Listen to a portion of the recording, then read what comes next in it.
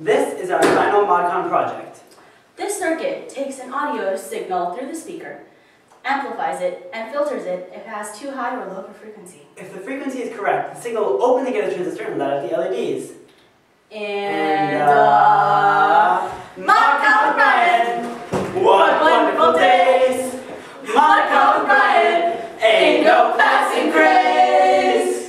It means no sleep for the rest of your nights.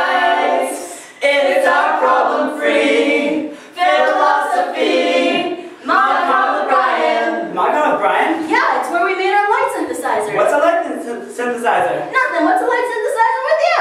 This type of circuit uses a lot of electrical components. That's right. Take Shane's over here. Why, when he was a young freshman. When I was a young freshman. Oh, very nice. Thanks.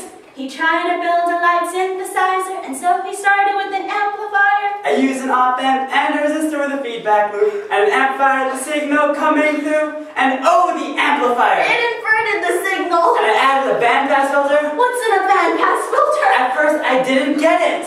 How did you feel? Like I didn't know. Shut up! Not in front of the professors. Oh, sorry. ModCon with Brian! What wonderful days!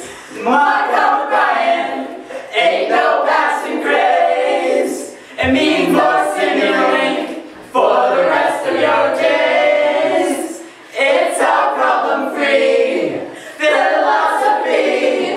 ModCon with Brian. ModCon, Brian, ModCon.